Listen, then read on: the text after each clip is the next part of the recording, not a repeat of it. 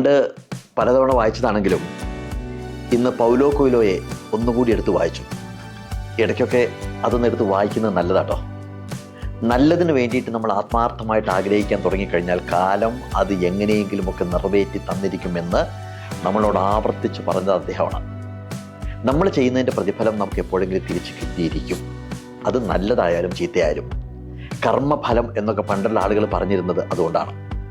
കാലം ചില വികൃതികൾ കാണിക്കാൻ മിടുക്കനാണ്. ഒരു രസം പറയാം. ജോൺ വിക്കീസ് ബൂത്തിനെ കേട്ടിട്ടുണ്ടോ? എബ്രഹാം ലിങ്കനെ വെടിവെച്ചു കൊന്ന ആളാണ്. ജോൺ വിക്കീസിൻ്റെ സഹോദരനാണ് എഡ്വിൻ ബൂത്ത്.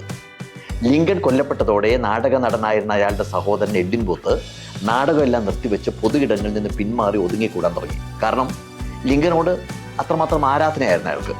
കാലം കടന്നുപോയി. ഒരു ദിവസം ന്യൂജേഴ്സിയിലെ റെയിൽവേ സ്റ്റേഷനിൽ എഡ്വിൻ ബൂത്ത് ട്രെയിൻ കാത്ത് നിൽക്കുകയാണ്. അയാളുടെ മുന്നിൽ ഒരു ചെറുപ്പക്കാരൻ കാൽ തെറ്റി പാളത്തിലേക്ക് വീണു. ട്രെയിന് പാഞ്ഞു വരുന്നതിന് മുമ്പ് എഡ്വിൻ ഓടിച്ചെന്ന് അയാളെ രക്ഷപ്പെടുത്തി. ആ ചെറുപ്പക്കാരൻ ആരായിരുന്നെന്നറിയോ? എബ്രഹാം ലിങ്കന്റെ മകൻ റോബർട്ട് ടോഡ് ലിങ്കൻ. അതായത് എബ്രഹാം ലിങ്കനെ കൊന്ന ജോൺ വിക്കീസ് ബൂത്തിന്റെ അനിയൻ തന്നെ ലിങ്കന്റെ മകന് മരണത്തിൽ നിന്ന് രക്ഷിക്കാൻ കാരണക്കാരനാവുന്നു.